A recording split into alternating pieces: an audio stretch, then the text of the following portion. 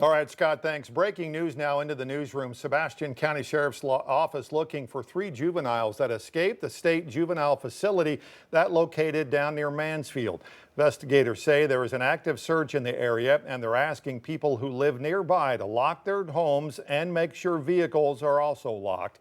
Sheriff's Office says the 3 male juveniles stole a car from a nearby residence after escaping. They say they found the car, but the juveniles were not anywhere near. If you see anything suspicious in the Mansfield area, South Sebastian County, North Scott County, you're asked to call 911. We'll, of course, update you here on air and on 5newsonline.com as we learn some more. New tonight, Fayetteville leaders laying out a $320 million bond package with no tax increase. Mayor Molly Ron says most of that money would go toward infrastructure improvements. And 5 News reporter Lauren Spencer joins us now. She's showing us how city leaders and advocates say it could shape the future of housing and growth. Lauren? Yeah, this is a big proposal. The city says it's been years in the making, and nearly 2/3 of the bond focuses on core infrastructure. Leaders say that's key to keeping up with Fayetteville's growth and making sure housing and development are supported for the future. The $320 million bond proposal sets aside the majority of funding for water, sewer, and transportation improvements. We know that we have critical infrastructure improvements that need to be made, particularly in terms of water and sewer, and also on the road side of things as well, to be able to set Fayetteville up for success in the future. Advocacy group Fayetteville Strong says the emphasis on infrastructure is overdue. I think the water and sewer really are the ones that everybody can see when you drive around and see water coming up out of the pavement.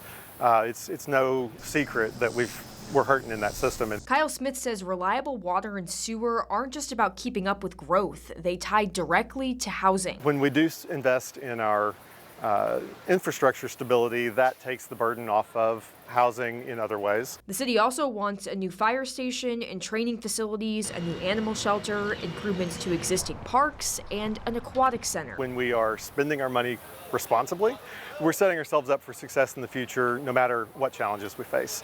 And so I think some good choices right now will be great for housing, great for residents, great for the economic vitality of our community. Mayor Ron says the city wants to make sure residents understand the full plan before it's on the ballot.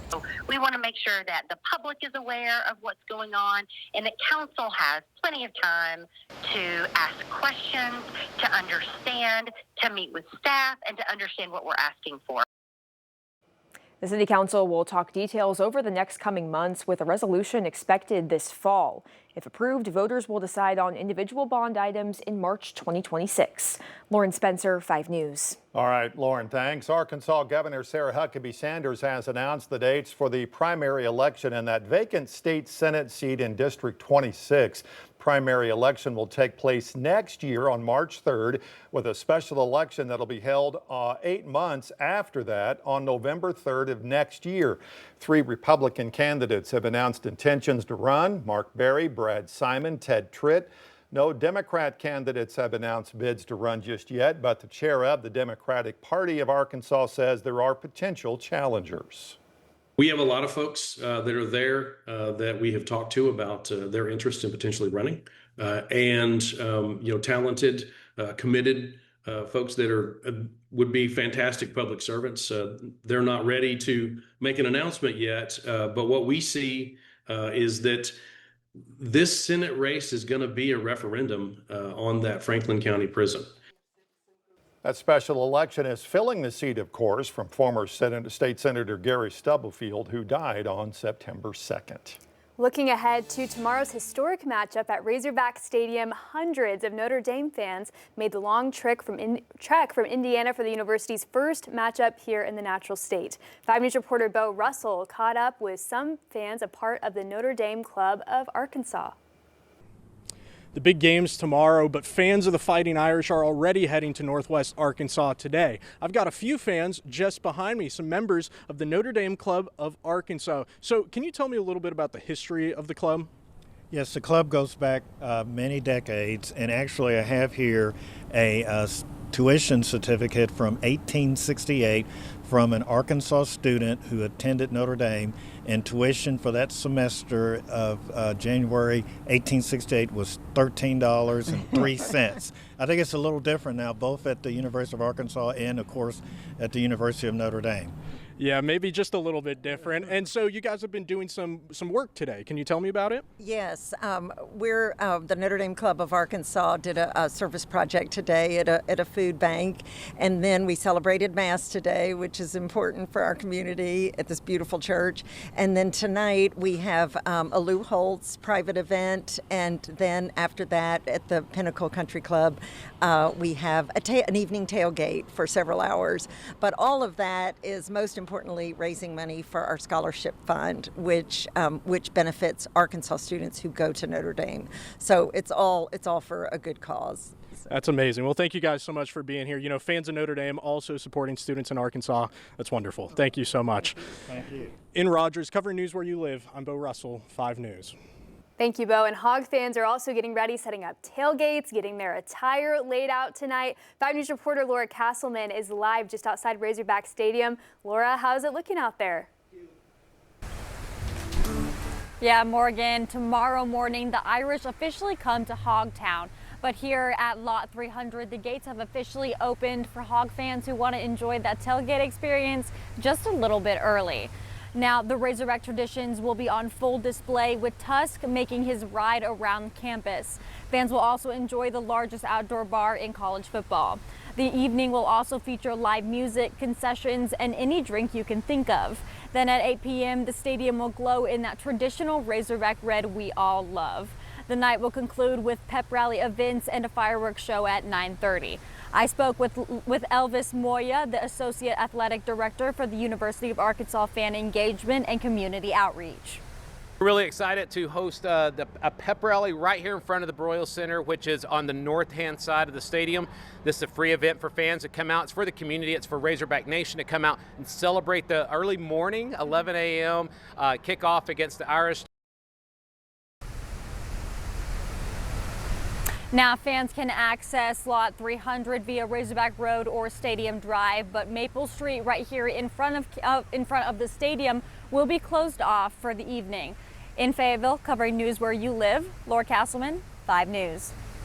Thank you, Laura. In continuing coverage, Oklahoma State Board of Education members say they're ready to get to work with whoever is appointed state superintendent after Ryan Walters announced his resignation. We told you yesterday Walters announced he was resigning from office and taking over as CEO of the Teacher Freedom Alliance. 3 board members say they had no idea Walters would be suddenly stepping down.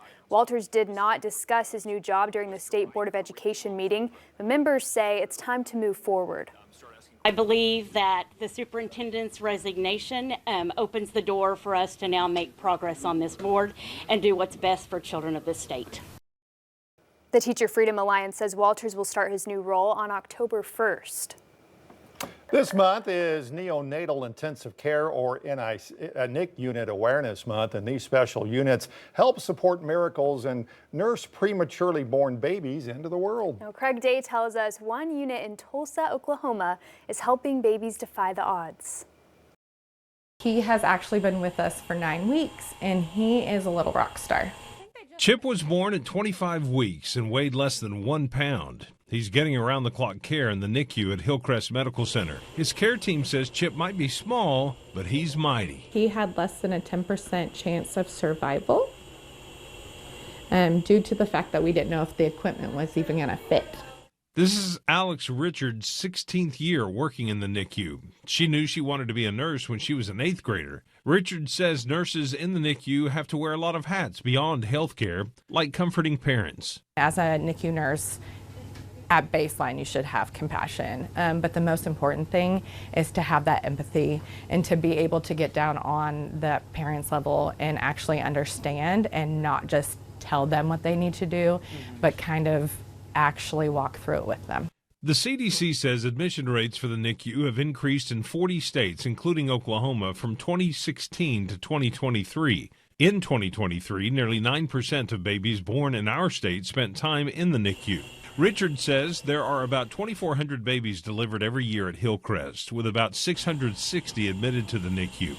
She says those babies can range from premature, like Chip, to full-term infants in need of just a little extra care. The majority that you can see is just those little babies that need the little stays in the NICU. They just need us for 48 hours, sometimes up 5-7 days, just to help them transition out of the wombs. Every morning, doctors check on the NICU babies and recommend any changes to their care. The nurses then monitor how each baby responds, while making sure routine care and feedings are done every 3 hours. Nurses also help walk parents through the care plan.